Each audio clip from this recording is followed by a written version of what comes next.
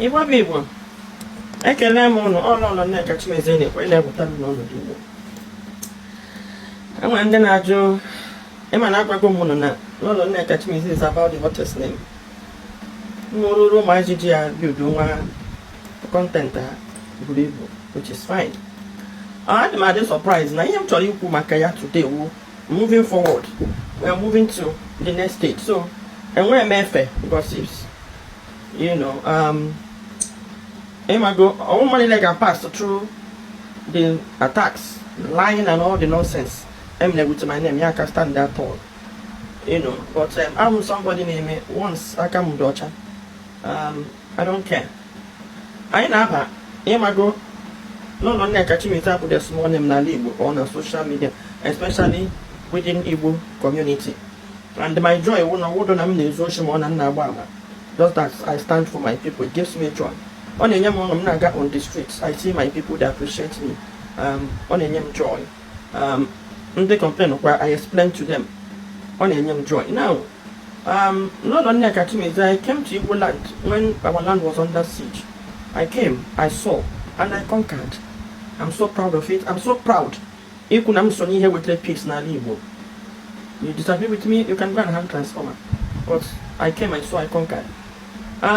Nnamdi, which is wrong. Nnamdi is one man. No matter what, don't talk. But I came and I saw and I conquered. Now, people don't know. I've moved on to another stage. Okay, now, remember, now,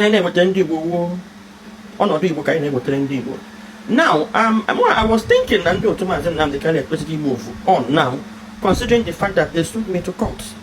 So more later when I gave me to a court, I'm waiting for them to serve me court papers. Up to now, I serve them court papers. And how can I wear Lolo Nneka Chimezie on social media? Good luck to them. It's a free world. You own your mouth, you know. Now we are moving forward to another stage. Then that I've moved. Here was now peace. How do we unite? How do we bring peace to our land? And Lolo Nneka Chimezie about touch. About touch and over. So I want to be an some Lolo, why not stay one place so that he won't be again? And then get people on one place. Everybody's lying in one way. I need a question on the same page. So why would I be in one place? So the thing is that each group will want to have a memory more than they just stay there.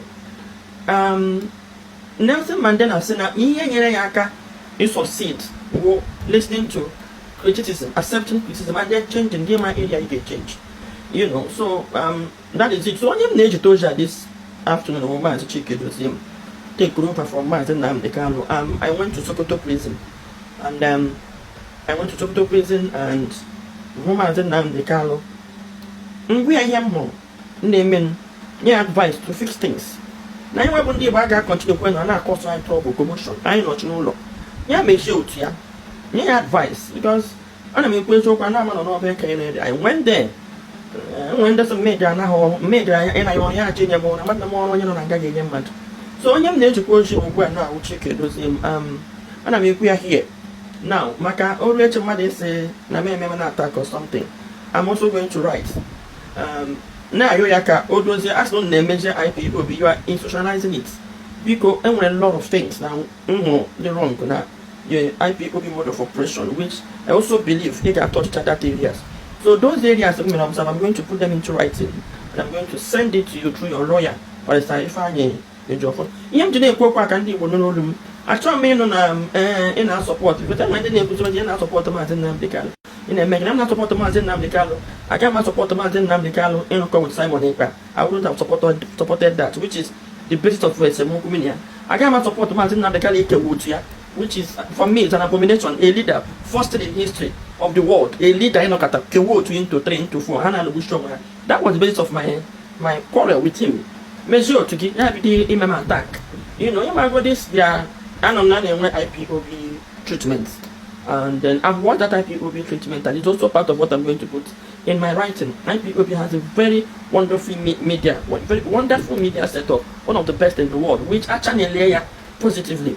Okay, treatment. You know, that they are so proud of this stupid general networks, well, yes, and IPOB treatment, and I look at this treatment and I must comment Chika Edoziem. He has comported himself, no time, he has comported himself, and I've watched other IPOB. It's like the bad eggs shift too. The Bakotrono wasn't done all this side, but I've listened to some of them do their presentation, even though when you can they them. So, but few minor observations. I'm going to put it in writing, just like I expected. Nnamdi went to Sokoto prison. You share my observation. We are the him. They are even that of leader where my platform now called rubbish, which I know how work with me. And I've been a real supporter of IPOB, but in the like IPOB, name make the right thing. I've made observations, and we were truly perfect. I've made some observations which I would like to put into paper, put it down. That's why I'm now. That I said I'm going to do this and I'm going to send it.